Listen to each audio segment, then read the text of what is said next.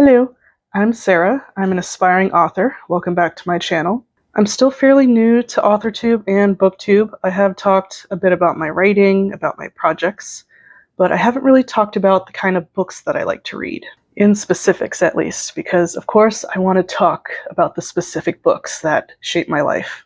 I am a millennial, so I think a lot of these titles will make sense. We all kind of got sucked into the same franchises. And I have my books right here, and I'm excited to show you what they are. So let's get into it.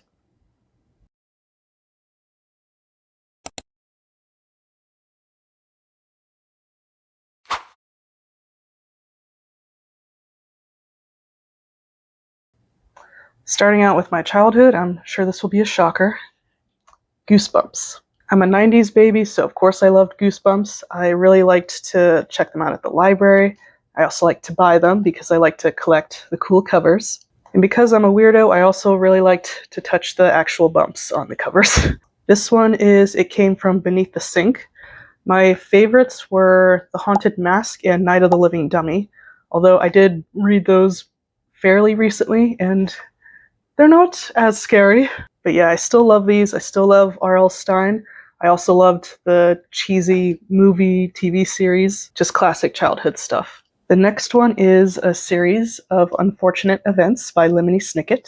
Why am I showing you the 8th book? Because the 8th book was the first one I bought at the Scholastic Book Fair. I was just super drawn into the cover. I was really into the way the back was written. And so even though this was the 8th book, I bought it anyways. I eventually bought the rest of the series and read them in order. So many of these titles that I'm going to be talking about, they have film or TV adaptations, so inevitably I am going to be talking about that. A series of unfortunate events. I did see the movie. I did like the movie. I did wish it covered more of the books. I haven't seen the most recent show though, so if that's any good, if you think as a fan of the book I would like it, let me know. Now, it's hard for me to say what my favorite overall book is because I have a favorite in every genre, in every category. But if I had to choose, it would definitely be The Outsiders by S.E. Hinton. This little book has been relevant since the 60s for a reason. It's just iconic. There's actually a plane ticket in here from 2015. I must have been rereading this at that time. I have 3 editions that I read of this book. This is the original one that I read in 7th grade. This is a bit of a nicer one that I got in high school. It's same art, just different type of cover. And then I have this special edition one, which I got a few months ago. Absolutely beautiful gold lettering, gold edges. Again, if I had to choose, favorite by far. Fun fact, in 7th grade, when they showed us the 1980s film version, my best friend at the time and I were obsessed with that movie. We were obsessed with the actors. We were in love with them. When we would have sleepovers and rewatch the movie, we would be swooning so hard. And my dad would come in and just be like, "You guys know these actors are like my age, right?" Yeah, way to burst our bubble. The next one is Romeo and Juliet. This is actually the Translated for Dummies edition. I'm gonna be real, I don't really like classic literature.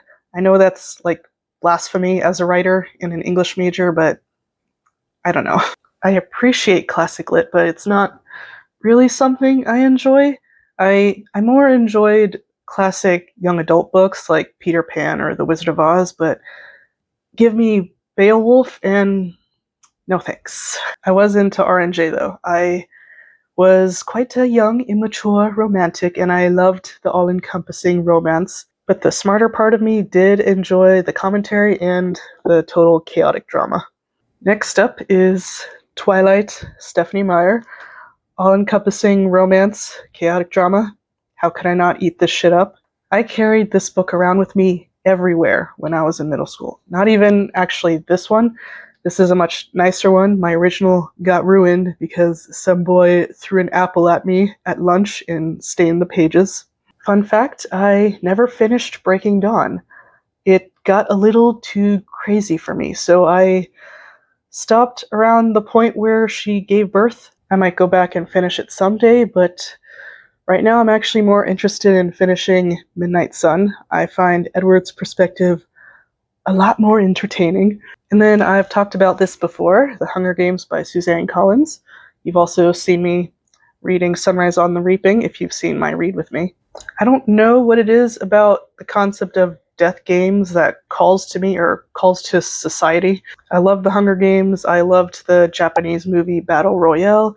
And I, of course, loved the Korean series Squid Game. 'Tis a f***ed up concept, but that's what makes it fascinating. A little bit of a turn here. This is Into Thin Air by Jon Krakauer. It's a nonfiction book about his experience climbing Mount Everest. When I was in middle school and most of high school, I did not really like to read nonfiction, but I read this for English class, and I was like, you know what? This is interesting. This is riveting. This also convinced me that I am not interested at all at climbing Mount Everest. I would rather read about it. But yeah, since then, I do read a lot of nonfiction. I read Jon Krakauer's other book, Missoula, which is another tough read.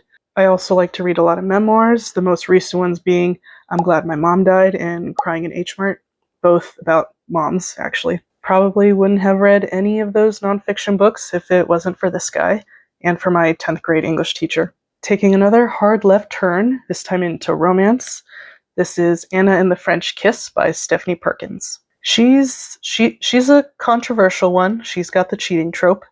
I haven't gone back and read this in a while, so I think if I read it now, it would bother me. But I don't know. At that time, the yearning got me. The yearning really got me. And Stephanie Perkins ultimately shifted from me reading mainly fantasy and sci-fi to then reading a lot of cutesy contemporary.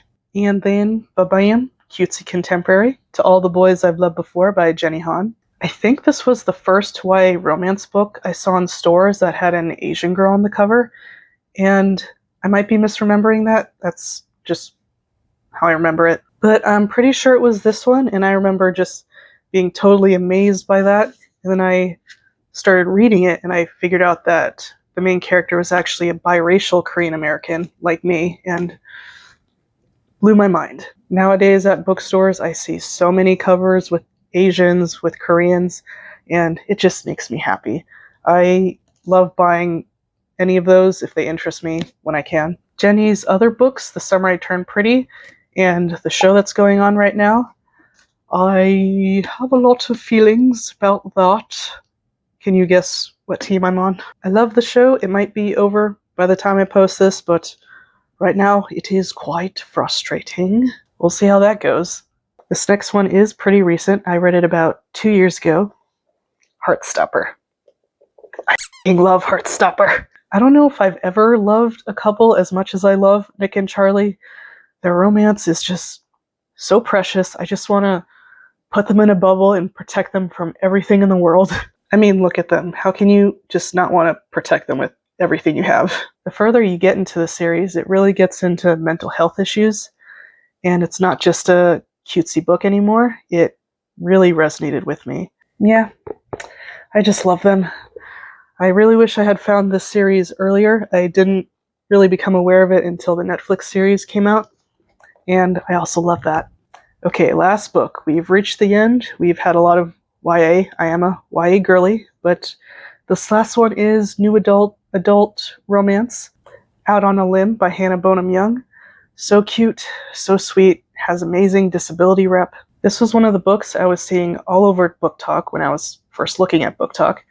And I know a lot of books get hyped on there, things like ACOTAR and Twisted Love. But I liked what people were saying about this, and when I finally read it, I totally got it. With Heartstopper and this, it just made me realize how much I needed more reads with healthy relationships, with understanding and communication. Drama is fun. Even the frustrating kind of drama is fun, but you need things like this to even it out.